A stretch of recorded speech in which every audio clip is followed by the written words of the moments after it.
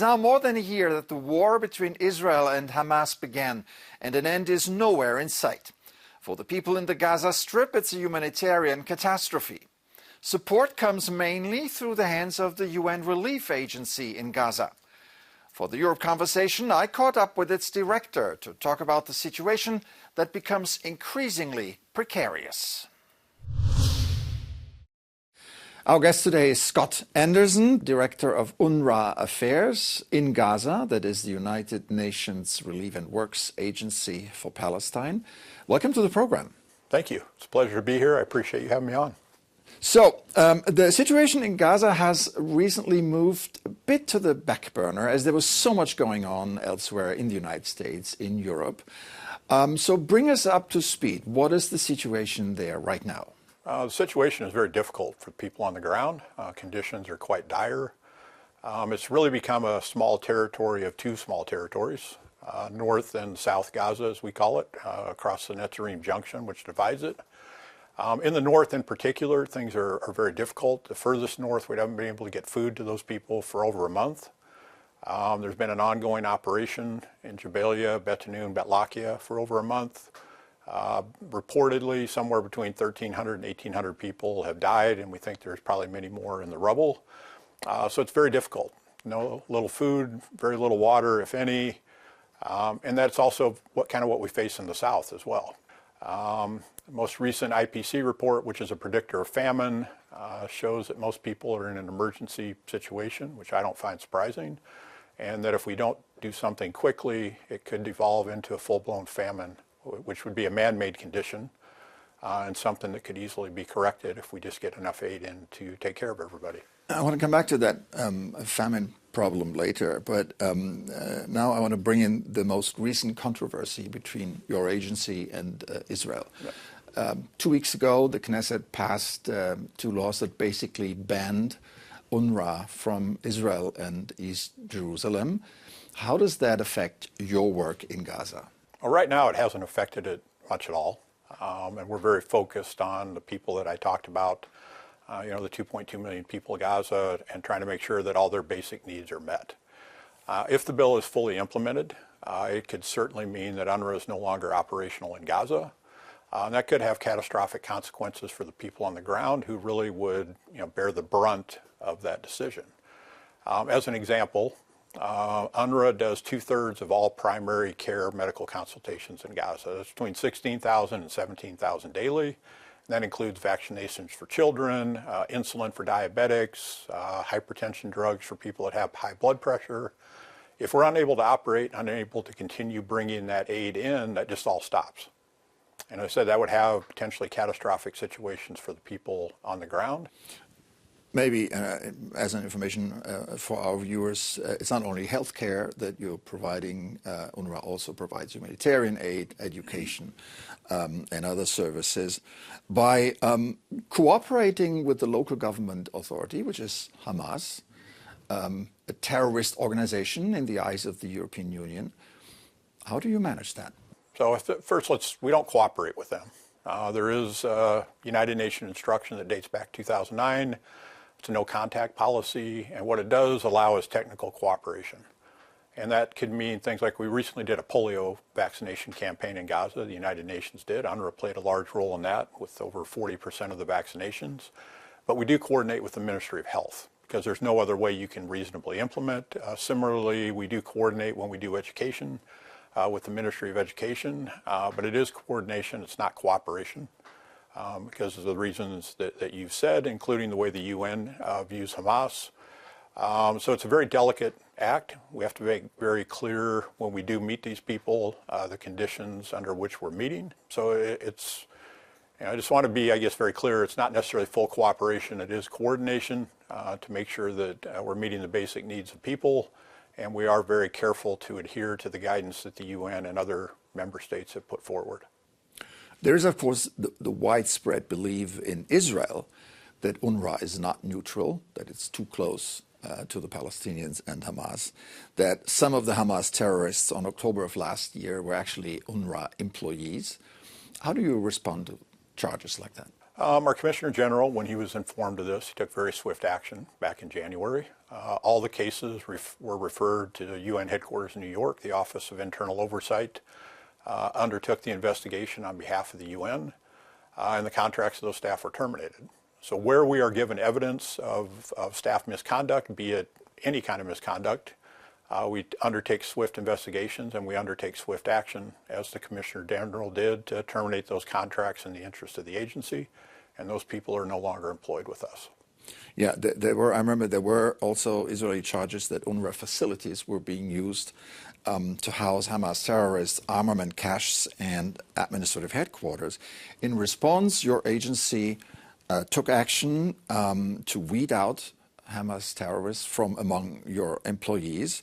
But can you say today that UNRWA has thrown out all Hamas operatives? Well, no, I don't think anybody could say anything with certainty about any of their workforce anywhere. We have over 13,000 people. We do take the neutrality very seriously, as shown by the Commissioner General's very swift action. But no, I can't with certainty say that's done. I don't have evidence of more. I can't say that.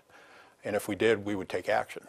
But no, we can't with certainty say that. That would be incorrect of us to do. Okay. A few days ago, the Famine Review Committee, which is part of a UN structure that monitors the global hunger and food security, called the situation in northern Gaza, and I quote, extremely grave and rapidly deteriorating. It called on all actors in the war and those who have influence on these actors to take immediate action within days, not weeks. Now, have you seen any activity following this warning? Do you see that people are willing to improve the situation or not? I do think that Israel is trying to improve the situation. I think that perhaps we're not doing enough, given the findings of the Famine Committee, and that there is a significant possibility that there are famine-like conditions that exist in North Gaza. We've gone through this before, unfortunately, in the north, where we were trying to feed the north from the south, and it just didn't work for a variety of reasons. So with a lot of advocacy from the UN and from member states, we were able to get a crossing open from the north for the north. So we very much hope that we can start getting food to people again that are very much in need, and prevent would be a man-made famine from occurring in the north. Now, as we speak, Israeli airstrikes on Gaza, on Lebanon, continue. There are so-called safe zones in Gaza where people can go, but these zones are very often unsafe zones or even full. Yeah. Give us a full picture here. What is the situation? Well, there's nowhere safe in Gaza. That's been said by many people. I would echo that. Including the safe zones. Including the safe zones. There's been strikes and bombings in the safe zone. I visited Nasser Hospital after that had happened. You walk into the emergency room, you can quite literally smell blood in the air, and there's no disinfectant to clean the floors. There's not suitable supplies to take care of the patients. I've talked to doctors that work for medical international NGOs, and they say, the likelihood of infection if you go to a hospital is 100%, because they're just not clean to a standard that we would accept. And unfortunately, all parties to the conflict are not respecting the sanctity of sites that should be safe for civilians, which includes hospitals and includes schools, both UNRWA and PA schools. And we would reiterate that call that all parties to the conflict respect the sanctity of those places so that civilians can find safety for themselves and for their families. In this town, in Brussels, a lot of people think, what can the European Union do to improve the situation or help? Yeah. I give that question to you. I mean, I'm here talking to the European Union. I've done a couple briefings today, and the European Union has a lot of member states, and they do have influence politically. They have significant influence politically, globally, including in Israel. And I do think that their voices will be heard if they ask for improvements in the situation, as the U.S. government has done.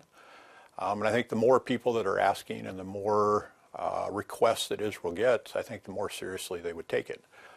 So that was the message I had for the European Union. We need funding to continue for UNRWA and all the other humanitarian partners on the ground.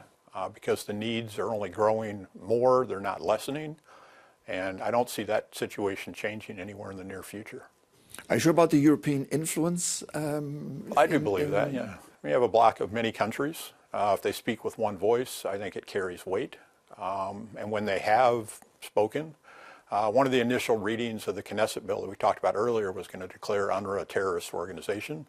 The European Union spoke very strongly against that, and it was removed. So I do believe that they have influence. I believe they are listened to, and they're still a very important player in global politics. You told me earlier that you have, as I understand, regular talks with the IDF, with the Israeli Defense Forces. Can you tell us a bit how these talks look like, and what are you trying to accomplish? Yeah, I mean, first, I think the talks are respectful and friendly. I first came to Gaza in 2008, and I know a lot of the people that work in the IDF and COGAT in particular since then. And it's a relationship of mutual respect and trust.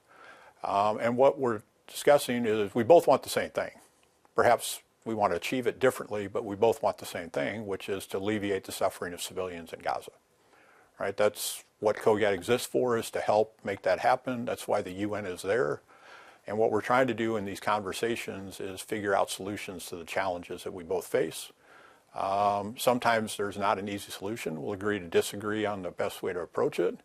But I do think that's what we're all trying to strive for, is how do we get more aid to the civilian population in Gaza, while we hope very soon there's a ceasefire to the larger conflict, the hostages can go home to their families, and we can finally start to rebuild Gaza. All right, Scott Anderson, Director of UNRWA in the Gaza Strip. Thank you so much for this conversation. Thank you so much.